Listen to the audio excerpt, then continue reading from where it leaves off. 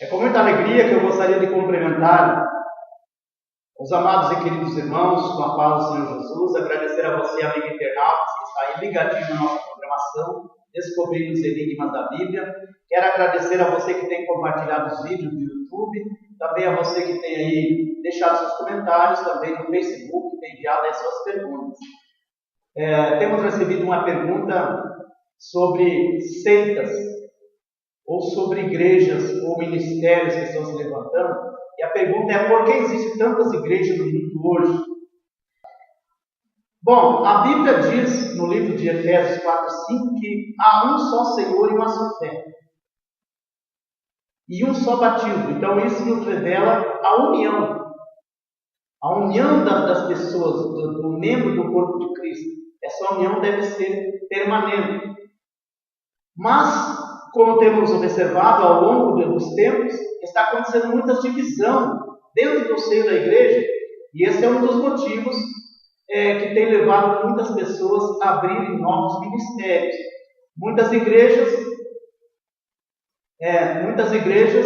são levantadas por algum obreiro, por exemplo, que se rebelou contra o pastor, saiu daquela igreja e agora, para não ir para outra, ele acaba então abrindo um ministério para ele mesmo.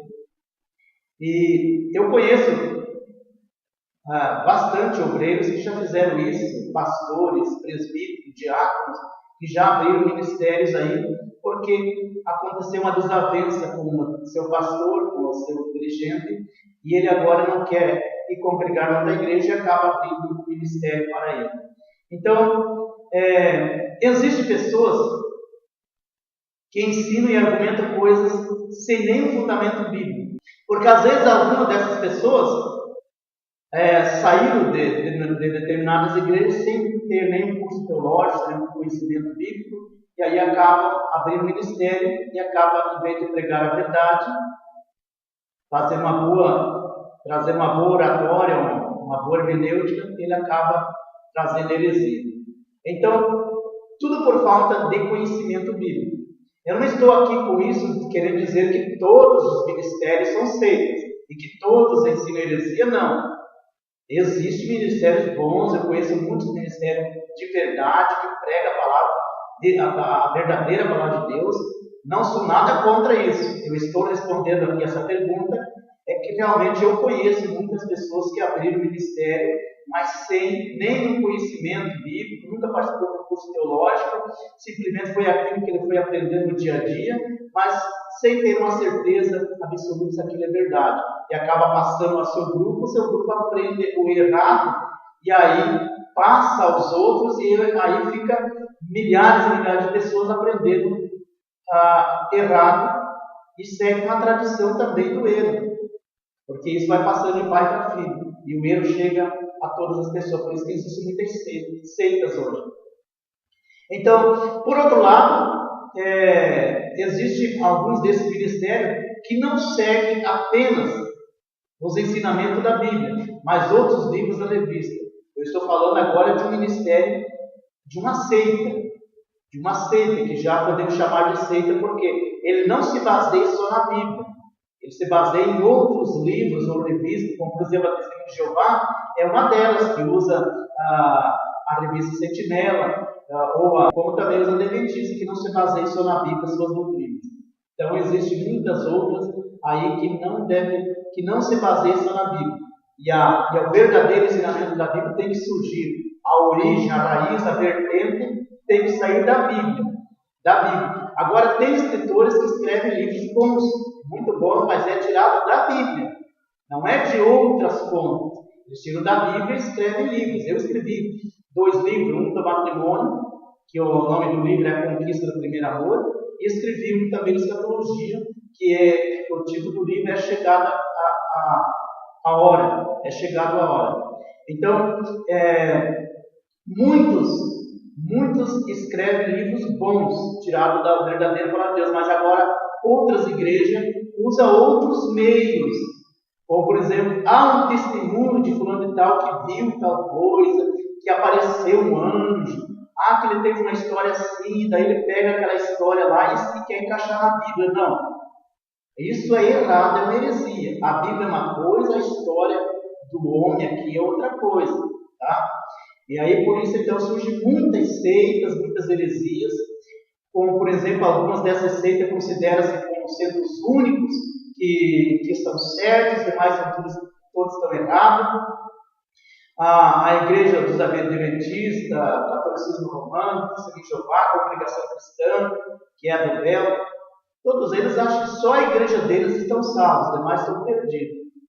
Só eles pregam a verdade. Mas essas igrejas que eu acabei de mencionar usam outras fontes para ensinar. Mas nós devemos buscar só a origem da Bíblia Sagrada. Então essas igrejas ensinam mentira, heresia junto com a verdade. Outros vão, por exemplo, muito mais longe ainda, chega ao ponto de não reconhecer Jesus Cristo como Deus, porque nega a divindade de Jesus Cristo. É o caso também da Testemunha de Jeová, que não crê que Jesus seja Deus, e nem crê que o Espírito Santo seja uma pessoa. Nós cremos que o Espírito Santo é uma pessoa. O Pai, o Filho e o Espírito Santo é uma pessoa, não fisicamente, uma pessoa espiritual, porque tem sentimento, tem intelecto e tem personalidade. Certo? Então, isso são meios de provar que é uma pessoa. Então, seitas, teologicamente falando, uma seita teologicamente falando, refere-se a um grupo de pessoas que defende uma tese, uma religião, e a palavra heresia, ela é a doutrina antibíblica que esse grupo prega. Então, seita são grupos diferentes de pessoas que têm uma tese, que defendem uma tese, que defendem um conceito. Ela tem uma filosofia diferente. E a heresia é aquilo que eles estão pregando que não condiz com a palavra de Deus. Não sei se eu fui claro a questão de heresia e a questão de seita. Então, trocando tudo isso em miúdo, seita são grupos religiosos ou igrejas que distorcem a verdade bíblica e que não usa somente a Bíblia como a única fonte de estudo. Eles usam outros livros para querer encaixar dentro do que a Bíblia diz. Certo? Então existem milhares de religiões no mundo todo. Obviamente que nem todas elas estão certas, porque Jesus advertiu a seus discípulos em Mateus 24:24 que viria falsos profetas, que se possível enganaria até os próprios escolhidos. Então, as seitas ensinam muitas falsas profecias também, por isso são consideradas seitas.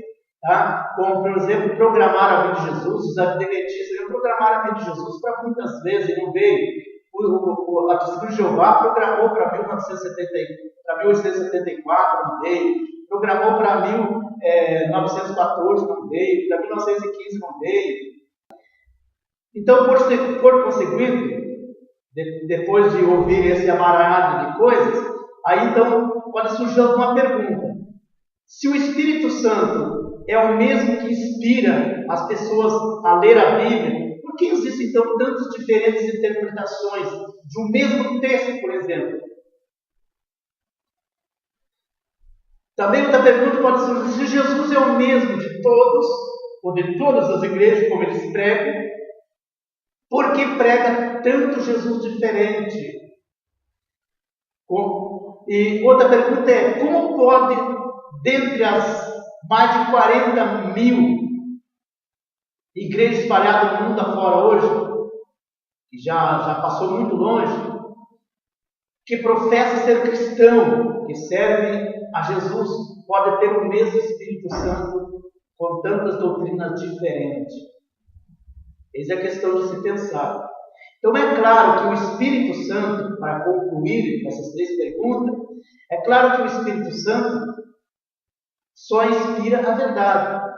Agora, quando aquele grupo prega a mentira, é óbvio que o Espírito Santo não está inspirando para eles fazerem essa afirmação. Então, como que eles fazem essa afirmação? Ele mesmo deduz que é aquilo e passa adiante, como eu falei, vai espalhando para milhares de pessoas. Então alguém pergunta: será que foi o Espírito Santo que inspirou algum evangélico, por exemplo, a aceitar mulheres pregando púlpito, hoje que nós vemos em várias igrejas? e outras igrejas não aceitam, é claro que a resposta é: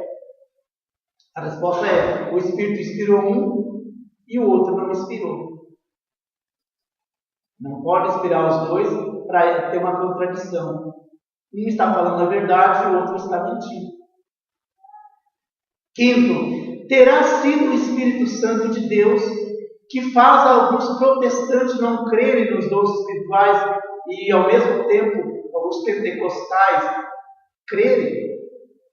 Aí eu te digo que eu defendo os pentecostais, porque eu sou pentecostal, e aí o Espírito Santo que habita em nós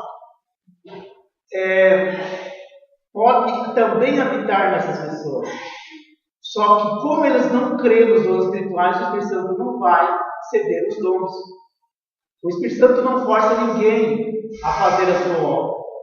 Por isso que o apóstolo Paulo diz: pedir com zelo os melhores dons. É nós que temos que pedir. Os dons estão ali para ser dado e distribuído a todas as pessoas. Dom de fé, dom de cura, dom de língua, dom de profetizar, dom da ciência, dom de sabedoria. Os dons ministeriais, todos os dons estão disponíveis. Mas se eu não creio nos dons, ele não vai dizer: não, você vai usar esse dom. Não. Simplesmente a pessoa vai continuar pregando, vai continuar louvando a Deus, mas sem os dons espirituais. Vai ser salvo? Sim, porque os dons espirituais não influem na salvação. Os dons espirituais é uma habilidade, ou seja, Deus nos habilita para nós fazer a obra dele aqui com mais precisão. Porque se você vai visitar um enfermo, você chega lá, você não tem o dom de cura, você vai orar por aquela pessoa, você nem vai orar porque você não crê que Jesus pode curar, você não crê nos dons espirituais. Então, se você quer fazer a obra de Deus, aqui para um dia você receber os galardões, ser beneficiado no céu, ter as suas coroas, um lugar privilegiado, você vai buscar os melhores dons e deixar que Deus te use da forma que Ele bem quiser. Então, essa é a grande verdade. Sexto lugar, é o Espírito Santo quem ensina algumas doutrinas que a teologia, por exemplo, da prosperidade, a neotestamentária e outros afirmam que isso é heresia. A doutrina da prosperidade, a pessoa tem que ser tem que entender muito bem para poder falar sobre esse assunto. Porque nós sabemos que Deus prospera as pessoas. Abraão foi rico, Jó foi o mais rico do Israel. Temos muitas pessoas ricas no Velho Testamento. E sabemos que tudo que nós pedirmos, a Bíblia diz que Deus dá.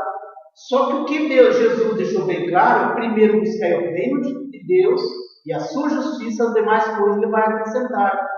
E outra passagem ele diz: ajuntai tesouro no céu, onde a ferrugem não consome, do que você juntar aqui na terra, aonde a ferrugem e a traça vai consumir. Lá no céu está guardado um grande tesouro para nós. Então, o que a Bíblia está querendo dizer é para nós não se apegar com as coisas daqui da terra.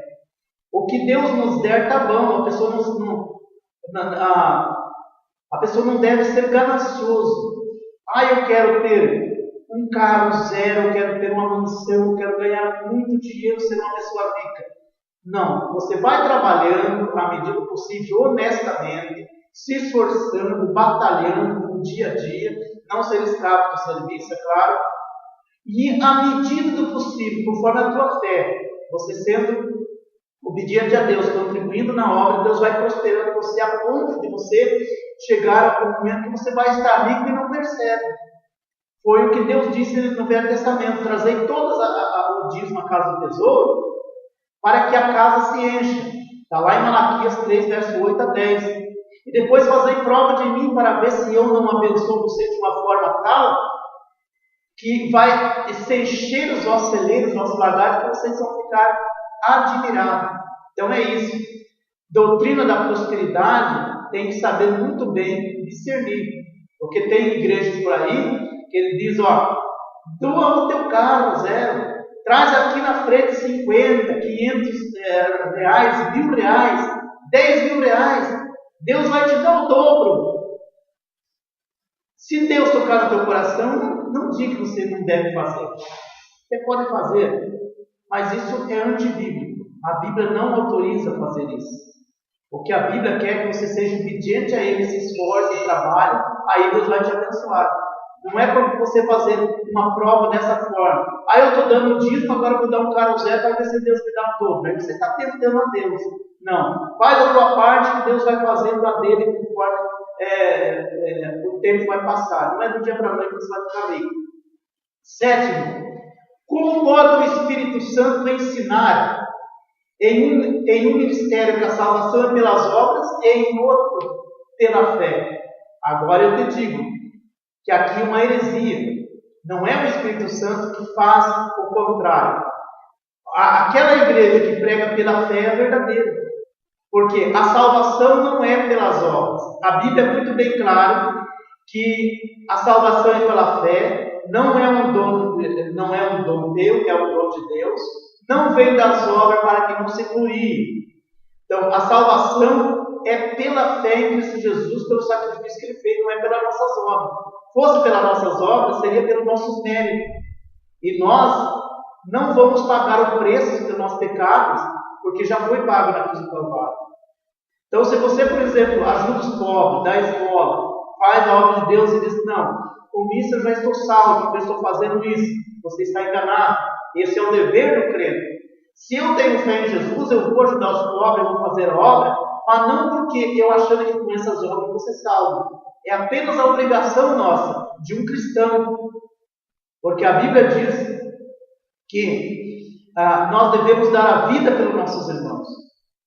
Então, essa é a nossa obrigação, mas a salvação é pela fé. Se você só fazer as obras e não crer em Jesus, não santificar a sua vida, você não vai ser salvo da mesma forma. É que pode ser resumida em uma só pergunta. Os que abriram o ministério, e esse ministério não ensina a verdade hoje, distorce a palavra de Deus, foram fundados por pessoas despreparadas, sem curso teológico, e muitas vezes até pessoas analfabetas, sem inspiração do Espírito Santo. Porque por mais que sejam analfabetos, se tiver o Espírito Santo de Deus na vida, eles não vão pregar mentira. Eles vão ler a Bíblia e o Espírito Santo vai inspirar a pregar a verdade. Mas algumas dessas pessoas que abriram outros ministérios foram pessoas, como eu já falei antes, pessoas que se rebelaram contra o pastor, aí não quis mais frequentar aquela igreja e acabou abrindo outro ministério. Agora, eu quero deixar uma coisa bem clara aqui. Se você conhece alguns ministérios por aí, e eles não estão pregando heresia, você não deve sair por aí falando mal. Se está pregando heresia, nós, com a sabedoria que Deus nos deu, devemos alertar as pessoas que estão frequentando essa igreja para que saiam de lá. Agora, se não estão pregando heresia, estão pregando a verdade, aí você não pode falar mal, porque você está falando aí das ovelhas de Deus. Porque em Marcos 9:39, os discípulos também quiseram repreender o grupo. Mas Jesus disse assim, não o proibais, porque ninguém há que faça milagres em meu nome e possa logo falar de mim. Porque quem não é contra nós é por nós. Então é bem óbvio que se alguém está pregando a verdade, realizando milagres, não tenha ciúme, não tenha inveja. Deixa Deus usar aquele grupo lá. Faz a tua parte que Deus vai te usar também. Em Lucas, no capítulo 9, verso 49, respondendo, João disse, mestre, vimos quem deu o nome expulso demônio. E nós proibimos, porque não serve o nosso grupo.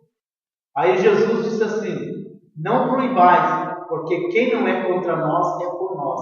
Mais uma vez Jesus repreendeu. Então eu vejo e percebo que existe até pastores por aí que têm ciúme de ministérios que estão abrindo por aí. Vão roubar os meus membros, vão roubar minhas ovelhinhas. Não. Se você dá um pasto bom para as suas ovelhinhas, eles não vão sair por aí.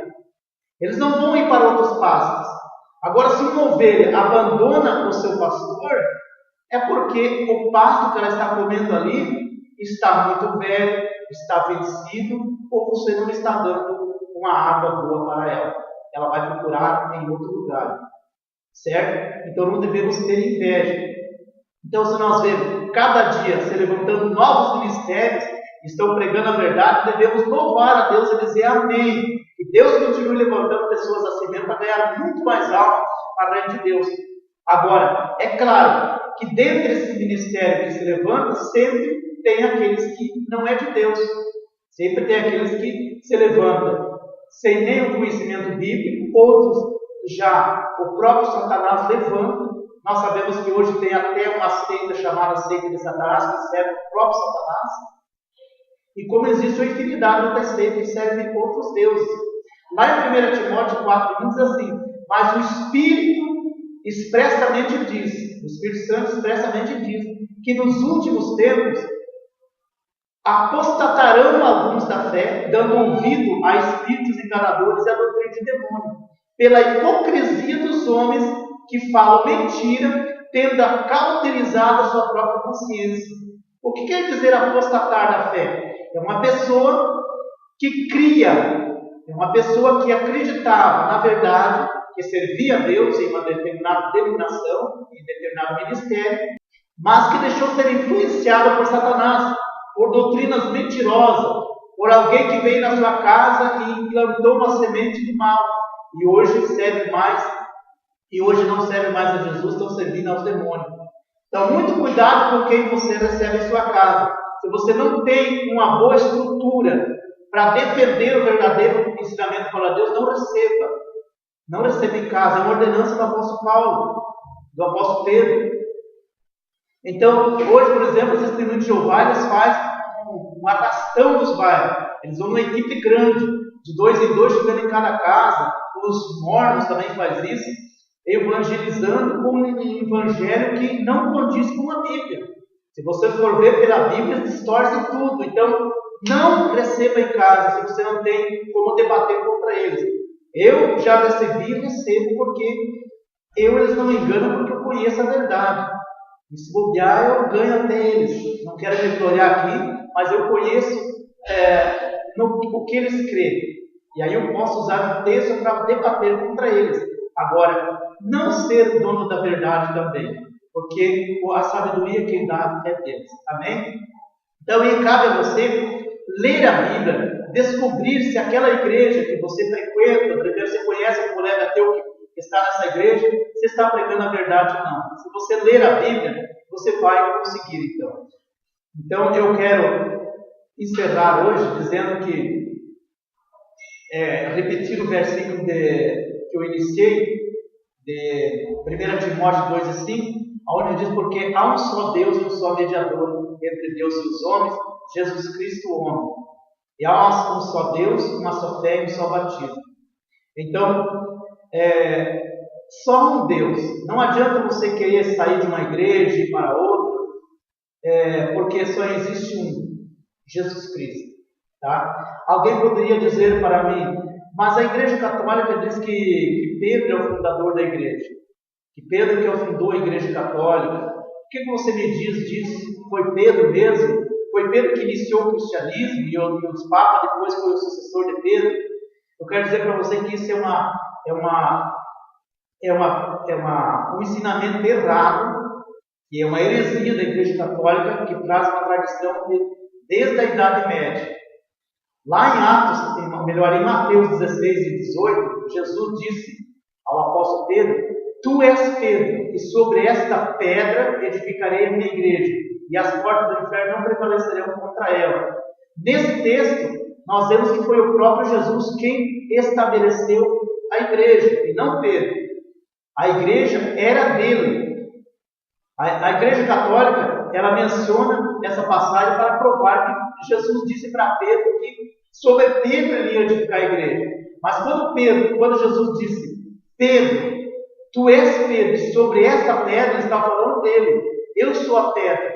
Sobre esta pedra eu edificarei a minha igreja. Está falando dele mesmo. E as portas do inferno não vão prevalecer contra ela, ou seja, contra ele mesmo, contra a igreja, que é dele. Porque se a igreja fosse de Pedro, coitado de nós.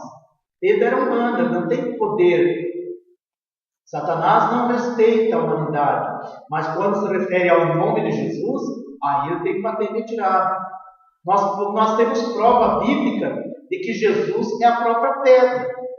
Veja o que diz em Atos 4:11. Jesus é a pedra angular. A Bíblia diz bem claro. Em Atos 4:11 diz assim: esse Jesus é a pedra rejeitada por vós, os construtores, o qual se tornou pedra angular. A Bíblia é muito clara ao dizer que Jesus é a pedra e não Pedro. Lá em 1 Pedro 2:6 diz assim: pois isso está na Escritura: eis que ponho em Sião uma pedra angular, eleita e preciosa, a quem nela crê não será de modo algum envergonhado.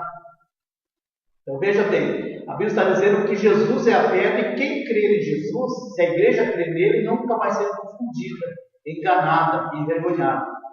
O apóstolo Paulo também fala em 1 Coríntios 13:11, dizendo assim: porque ninguém pode pôr outro fundamento além do que está posto, e esse fundamento é Jesus Cristo. Então esse fundamento, essa pedra que é o alicerce, é o fundamento, é Jesus e não Pedro. Lá no Velho Testamento, quando Moisés estava conduzindo o povo pelo deserto e não tinha água, Deus disse para Moisés: fale com a rocha e a rocha vai dar água para o povo beber. Mas Moisés estava irado, porque o povo estava pressionando ele. Ele bateu com o cajado na rocha 2 vezes. A rocha deu água, mas isso lhe custou um preço muito alto. Deus proibiu ele de entrar em Canaã. Ele não conseguiu entrar em Canaã, ele só conseguiu ver a terra de Canaã. E todos de 20 anos para cima morreram todos no deserto. Por quê? Porque aquela pedra era o símbolo do próprio Jesus que estava seguindo eles pelo deserto. Veja o que diz em 1 Coríntios 10:4. E beberam todos de uma mesma pedra, ou melhor, e beberam todos de uma mesma bebida espiritual, porque bebiam da pedra espiritual que os seguia, e essa pedra era Cristo. Então eu não entendo por que a Igreja Católica vem querer afirmar que Pedro era a pedra, se a Bíblia em muitas passagens diz que Jesus é a pedra. Desde lá no Velho Testamento, Jesus estava seguindo o povo. Ah, peraí, irmão Adão, Jesus não é no Novo Testamento, nasceu depois? Sim. Só que em João, Evangelho de São João 1, e o versículo 1 a seguir, diz que ele é o Verbo, e o Verbo se fez carne, e o Verbo habitou entre nós. Ele estava na fundação do mundo. Ou melhor, ele estava desde a fundação do mundo. E tudo foi feito por ele, nada do que foi feito se fez. Sem ele, nada do que foi feito se fez. Então, ele já existiu e toda a vida existiu. Só que, como humano, ele desceu, ele se transformou em humano aqui. Mas ele já era Deus. Então, ele estava no Velho Testamento. Então, a maioria pensa que foi Pedro que fundou o cristianismo, e foi ele que fundou e deu o nome à Igreja Católica, mas isso é tudo invenção da Igreja Católica para que seus adeptos venham a crer neles. Então nós devemos ler mais a Bíblia para nós não se apegar a esse tipo de ensinamento. Lá em Marcos 7:7 diz assim: em vão, porém, me honram, ensinando doutrina que são mandamentos de homens. Porque deixando o mandamento de Deus, tendes a tradição dos homens, como lavar o jarro dos copos, e fazer muitas outras coisas semelhantes a essa. E dizer-lhe bem, invalidais o mandamento de Deus para guardares a vossa tradição. Invalidando assim a palavra de Deus pela vossa tradição, que vos ordenaste, e muitas coisas fizeste semelhante a essa. Então veja que eles trazem tradição de milhares de anos atrás. E aí, ou pelo menos de quase 2000 anos atrás. E aí as pessoas acabam seguindo essa tradição sem ao menos conhecer e procurar conhecer a verdade. Em Colossenses 2:8 diz: cuidando que ninguém vos tenha de enganar com sua vã filosofia e sutileza conforme a tradição dos homens. Então temos que ter muito cuidado. Porque tem pessoas que a gente pergunta: você está na tua igreja, mas a tua igreja está ensinando heresia, não deve adorar aí, não deve fazer isso, aquilo outro. Ela diz: mas eu estou contente ali, eu estou bem ali, vou ficar ali. Só que a Bíblia diz lá em Provérbios 16:25 que há caminho para o homem que parece ser reto, mas o seu fim é de morte. Então muitas pessoas estão até bem no lugar, mas tem que analisar a palavra de Deus. Será que você ficando nessa igreja vai lhe garantir a salvação? Você seguindo essas tradições? Não seria muito melhor você começar a ler a Bíblia, seguir o que está na Bíblia, não o que as pessoas estão querendo que você faça, ou que você siga? Quando uma pessoa está sendo enganada, ela não sabe que está sendo enganada. Mas a partir do momento que ela descobrir pela Bíblia, ou alguém possa provar para ela que ela está enganada, com certeza ela vai aí dar conta do erro que ela está cometendo. Então eu te digo hoje, não seja mais enganado. Faça um exame profundo das coisas de Deus, acredite mais na Bíblia, comece a ler a Bíblia, comece a ler o versículo todos os dias e vai ver o que Deus vai fazer na tua vida. Em João 5,39, a Bíblia diz: examinai as Escrituras, porque cuidais de ganhar a vida eterna, são elas que te testificam. Então, meu amigo, a partir de hoje, procure viver a palavra de Deus, procure descobrir se realmente você está no caminho certo ou está no caminho errado. E procure viver em santidade, e tu verás que todas essas denominações, essas levantanças de ministérios, seja ele que sirva a Deus ou que não sirva, não importa. O que importa é você seguir seguir a palavra de Deus conforme a Bíblia ensina. Amém? Eu agradeço em nome de Jesus. Amém.